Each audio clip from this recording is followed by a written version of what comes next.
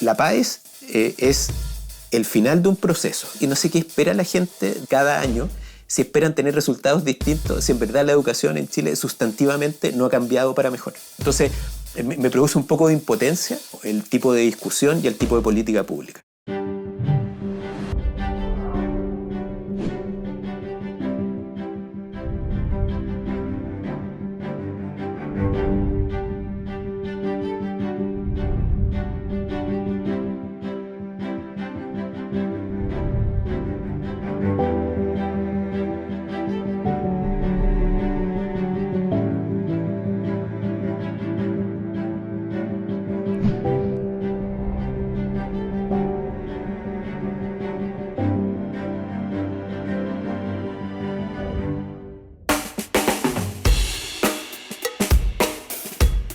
Soy Francisco Gallego, economista y profesor universitario. Tengo 49 años. JPAL es un laboratorio que es el Abdul Latif Jamil Poverty Action Lab, o sea, un laboratorio de acción de la pobreza, pero más bien es como una comunidad del mundo académico que está haciendo investigación científica, que publica, pero que quiere que esa investigación científica se traspase a la conversación de las políticas públicas en el mundo. Nos contacta gente del gobierno, en particular a mí, y dice, pucha, estamos con la pandemia y estamos en un mundo que no teníamos antes. ¿Qué hacer cuando las escuelas se cerraron? Y rápidamente unas colegas en JPAL, el 2020, al principio, esto fue en Italia, entonces como que iban un poquito antes que nosotros en la pandemia, ¿no es cierto? Empezaron a armar tutorías con estudiantes universitarios y rápidamente midieron que los impactos que tenía en los aprendizajes de niñas y niños eran súper potentes y eran parecidos a lo que nosotros ya sabíamos de las tutorías presenciales. Entonces, con esa evidencia, armamos en el 2021 una propuesta con gente acá en la Católica de un programa de tutorías. Si yo quiero influir en la política pública, ese descubrimiento científico tengo que convertirlo y tengo que hacer cafetería, pues, si tú quieres. Ya quiere decir, mire, si usted quiere hacer política pública con las tutorías, debiera hacer esto. Esto cuesta, hay que hacerlo más o menos así, esta es una manera de reclutar gente. Hicimos la propuesta. Y después eso se recogió súper fuertemente cuando vuelve la presencialidad o semipresencialidad. En el gobierno actual tienen un plan nacional de tutoría y nosotros ahora eso lo hemos implementado en la universidad.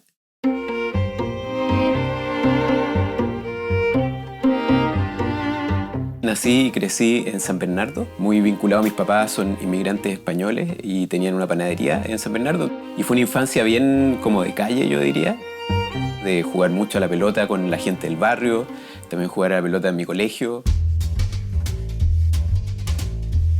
El proceso de juntar bien, así como la matemática, con procesos humanos y sociales, yo lo viví en la universidad. Yo entré el año 92 a estudiar Ingeniería Comercial en la Universidad Católica. Fue un periodo bien importante, yo creo, en mi vida, así como de marcar vocación. Participé harto en política universitaria, era presidente del Centro de Alumnos de Economía y Administración. Fue una etapa muy, muy variada, de conocer gente distinta.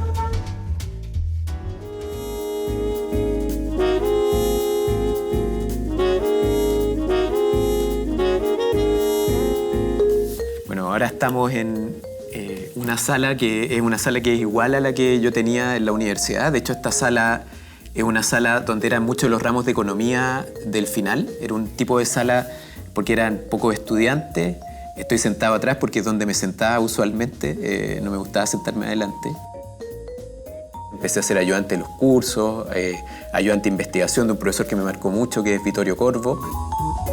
Él hacía un ramo que se llamaba macroeconomía y yo lo conocí básicamente siendo alumno, como que me fue bien y después rápidamente empecé a ser ayudante del ramo de él y ser ayudante de investigación. Si ahora yo lo miro en retrospectiva con cosas que investigo ahora, por ejemplo, las tutorías escolares, el rol de los vínculos en cuestión educativa, esos son como eventos que a uno le marcan y que van cambiando trayectoria y que son personas, ¿cachai? O sea, como gente que se da el tiempo para motivarte, que te conoce, que es capaz de mirar un poco más allá de simplemente una relación personal o profesional, ¿no es cierto?, en que alguien me ayuda a hacer un paper o una investigación mejor.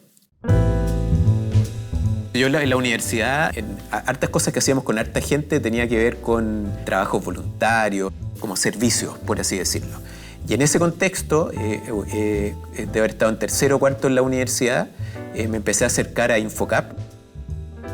Infocap era una institución de capacitación popular, lo sigue siendo, que es muy potente. Pero una de las cosas que tenía Infocap era que era un lugar donde juntaba mundos. Y Infocap es una organización que es de la Compañía de Jesús, de los jesuitas, y ahí, junto con otra gente, me tocó conocer personas y un poco la espiritualidad ignaciana, que fue bien potente para mí. Y era así como quizás cerrar en ese momento un círculo, que era así como mi preocupación social, mi formación académica, con inquietudes como espirituales, ¿no es cierto?, de proyecto de vida. La conversación entre economía, doctrina social de la Iglesia, el mundo jesuita y la Iglesia católica en general no es tan fácil. Entonces también fue un mundo como de ir generando como puentes, en el sentido de ir descubriendo cómo la economía, que es lo que me empecé a dedicar después, ¿no es cierto?, en la universidad súper fuertemente, era como algo que combinaba preguntas de sociedad, preguntas de pobreza, de educación o de macroeconomía, con herramientas de modelamiento, de análisis de datos, de econometría. Y ese es como, en cierto sentido, es como usar en números, lo que uno está acostumbrado, para poder entender mejor fenómenos que son importantes de bienestar de las personas. Yo terminé la universidad, fue un proceso como no de un día para otro, pero en torno como al año 98 empecé a trabajar en el Banco Central. Y en ese momento, en verdad, fue mi aproximación más profunda y full time a hacer investigación. Aprendí harto ahí. Yo creo que se fue como consolidando la idea de ir a hacer un doctorado fuera de Chile. Mucha gente en el departamento que yo estaba hacía MIT, que era donde terminé estudiando. Yo me casé entre medio, que fue bien importante. Esto era un proyecto familiar, irse a hacer el doctorado. Nacieron la Malú, que nació en Chile, y después nacieron dos, José y Juancho, que nacieron en Estados Unidos. En términos muy simples, como el approach así como de MIT, es un approach como bien pragmático. ¿En qué sentido? Que importa la pregunta más que la metodología. Una vez se escucha en la calle, así como, hay gente economista keynesiana o economista así tipo Chicago Boy. Cuando uno aprende macroeconomía ya está todo mezclado. Yo era un cabrón, estaba trabajando en el Banco Central, todavía me acuerdo, un viernes en la tarde, y de repente me suena el teléfono y en el teléfono me dice: Hi, I am Daron Acemoglu. Y como que yo no entendí. Yo primero pensé que me estaban haciendo una broma, así como caché acá en Chile. Y era, bueno, pucha, y empieza a conversar y caché que era verdad. Y me dice, no, pucha, es que estaríamos felices que te vinieras para acá y si tienes cualquier duda, escríbeme un mail. Entonces yo me fui para allá y empecé a trabajar de ayudante de investigación con él en ese verano. A mí me impresiona, porque esto en el fondo, yo creo que no estoy exagerando, o puedo estar exagerando un poquito. Quizás no es Messi, pero es Cristiano Ronaldo, o sea, como en términos de fútbol moderno. Pero es como la generosidad con el tiempo, o sea, como que tú llegabas con la idea, venían y te ayudaban a que a ese movimiento de neuronas se convirtiera en una investigación científica, y con duro, buena onda, pero duro. También tenía esta cuestión así como del mentor, o sea, no sé, pues de amistades como chistosas. Él se reía de mí, en ese tiempo él no tenía hijos, y yo me decía, pero ¿cómo tú tenés como 28 años y tenés 2 hijos? Como eso, y se reía de nuevo, claro, el típico católico latinoamericano, de estar haciendo papers y no sé qué, y después pasaron cosas y yo le contestaba y le tiraba tallas a él de vuelta, y después, claro, después pasó la vida y después ahora tiene hijos, y me preguntó una vez, me acuerdo que yo me reía, vino a Chile, y me dice, no sé qué se hace con esto. Entonces también era una relación así como de ir acompañándose con mucha generosidad también. El tema fundamental de Daron es que se hace la pregunta de por qué hay países más desarrollados que otros, y él pone en la literatura empírica un concepto que son las instituciones. No son la identidad, si eres inglés o no, la religión o la geografía, sino que hay sociedades que han sido capaces de armar reglas del juego que hacen de que sea más propicio procesos de desarrollo económico, de superación de la pobreza. Y ahí lo que yo me agarré en el doctorado en 2 trabajos es que esa lógica uno también la puede aplicar a los sistemas educativos. Sistemas educativos que son mejores, también son mejores porque típicamente hay democracia, hay de alguna manera una institucionalidad que permite que las sociedades sean capaces de ponderar más estos temas. Los desafíos que enfrentamos en la sociedad, ¿no es cierto?, en muchas dimensiones, desafíos sociales, económicos, ambientales, están fundamentalmente interrelacionados entre sí. Y eso, una analogía que puede servir es como con una pelota de fútbol, ¿no es cierto? Si uno toma la pelota de fútbol, es como bien interesante que a veces, ¿no es cierto?, uno puede tratar de entender el fenómeno de cómo la pelota de fútbol puede llegar de aquí a otro lugar, y puede que yo, para entenderlo, simplemente esté mirando una parte de esta pelota de fútbol, esta parte de acá. Pero para que la pelota de fútbol sea pelota de fútbol, yo necesito también, de hecho, entender el casco que está por acá atrás, y el casco que está acá, y la combinación de colores, y necesito que la pelota no se desinfle. Si uno piensa en educación, las cosas son más o menos parecidas. Puedo de alguna manera entender muy bien, ¿no es cierto?, el impacto de alguna política, pero yo necesito, y me pasa crecientemente en investigaciones, entender temas de neurociencia que están en otra parte de la pelota de fútbol. Y si yo, en verdad, se me rompe este pedazo de la pelota de fútbol, se me va a romper la pelota. Si yo pierdo el pituto, se me echa a perder, se me va a desinflar, aunque sepa todo lo que sepa. Por ejemplo, ayer se entregaron en Chile los resultados de la PAES para el proceso de admisión 2024. Y es súper heavy, a mí me impresiona mucho cómo se repiten todos los años las discusiones. O sea, yo creo que, ya que soy medio viejo, como que yo creo que hace 15 años que la discusión es más o menos igual. Que es mucha desigualdad, mucha conversación rápida además, por ejemplo, de los liceos emblemáticos en Chile, mucha conversación del instrumento. Yo no sé qué espera la gente con la PAES cada año, si esperan tener resultados distintos, si en verdad la educación en Chile sustantivamente no ha cambiado para mejor. Entonces me llama la atención como el tipo de discusión que se produce, siendo que en verdad no hemos hecho cambios sustantivos para que los resultados de la PAES cambien en el tiempo. ¿Y eso es por qué? Porque la educación no es algo que yo voy a arreglar en 3 meses, ni voy a arreglar con reformas de lado y lado que en verdad no tienen evidencia científica. Entonces, claro, tenemos esta ventana así como de 2 semanas discutiendo y después ya se nos olvidan las cosas y volvemos un año después sin cambio sustantivo. Entonces, me produce un poco de impotencia el tipo de discusión y el tipo de política pública. Las nuevas generaciones de estudiantes son generaciones que creo que les cuesta harto la interacción más física. Incluso hay un fenómeno que viene poco a clases y es porque estudian como individualmente, mirando cosas, incluso grabaciones de otra época. Pero por otra parte veo generaciones mucho más libres que la mía, generaciones con mucho deseo de hacer cosas en distintos temas, ¿no? Mucha más, creo que compromiso social concreto que lo que teníamos nosotros. Son generaciones que tienen cosas muy buenas, potentes, que son capaces de, frente a cualquier tema, investigar rápido y contestar rápido algo, ¿no? Pero al mismo tiempo esta como falta de contacto, que son quizás 2 caras de la misma moneda, y esta burbuja a mí es algo que me preocupa.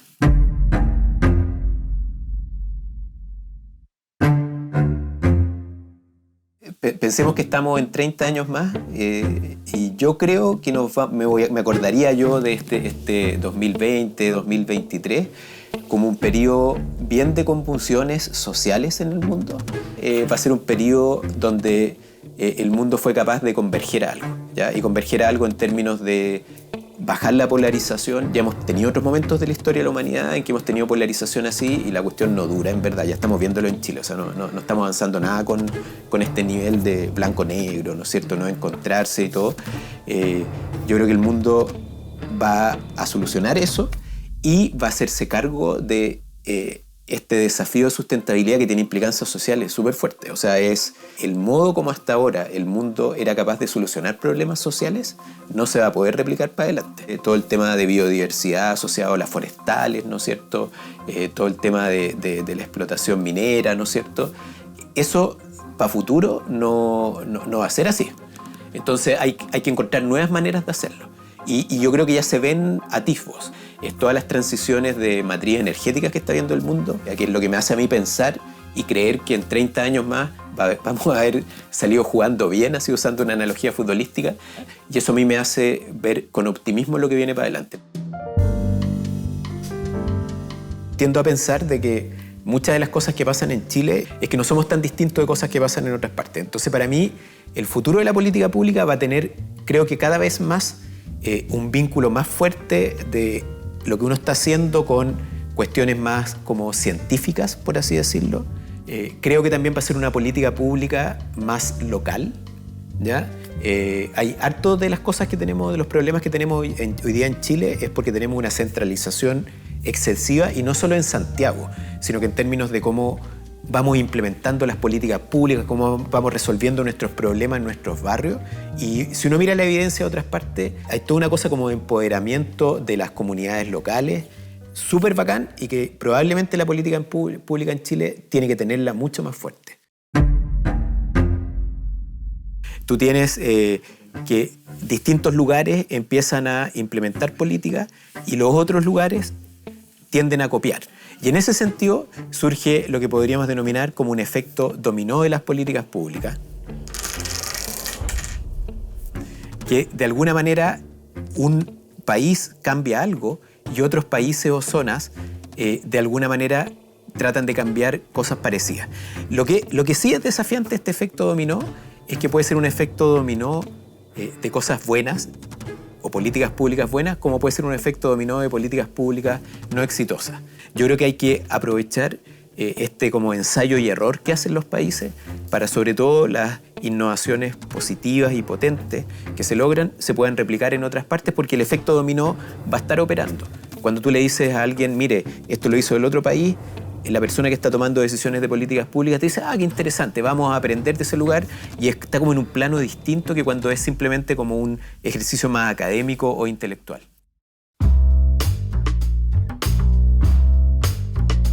Yo estoy como en la etapa, como ya entrando en la etapa más, como que ya llegué al cerro y estoy más en la bajada, por así decirlo, de mi carrera.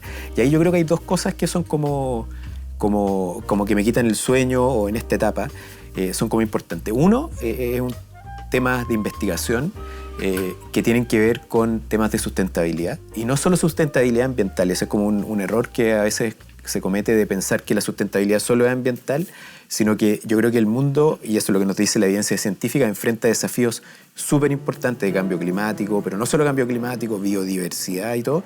Y es algo que lo que nos dice la gente del mundo científico ambiental es que se nos están cerrando las ventanas de oportunidad. Y eso a mí me quita el sueño.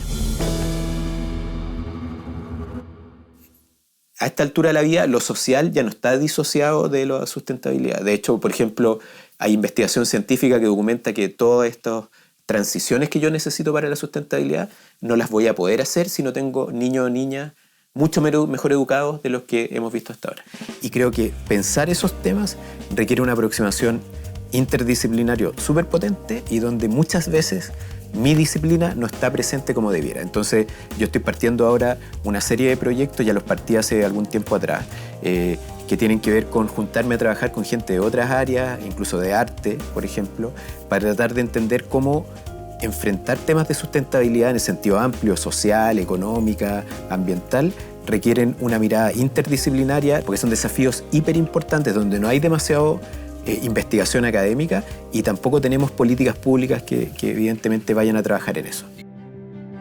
Para pensar en el futuro y los desafíos que tenemos, que son grandes, yo creo que como sociedad tenemos que ayudarnos todos a, primero, encontrarnos más con gente distinta, a generar espacios de integración social, donde gente distinta pueda conocerse, pueda generar vínculos, y de esa manera primero podamos dejar de demonizar a las personas que piensan distintos que uno, y en segundo lugar podamos generar mejores soluciones. Hay harta investigación que sugiere que hartos problemas desafiantes se arreglan mejor cuando hay diversidad en los grupos, cuando hay afecto, cuando yo puedo escuchar a las personas. Y eso yo creo que es un desafío importante para la educación que tenemos hoy día en Chile, desde la educación escolar a ciertamente la educación universitaria, y a veces me impresiona cómo la gente no puede conversar porque hablan lenguajes distintos y a veces miran en menos los otros lenguajes, miramos en menos otros lenguajes y tampoco hacemos esfuerzo para comunicar de modo fácil las cosas y para ponerse en el lugar del otro. Es un desafío que ahora ya tenemos que hacernos cargo y un desafío mundial.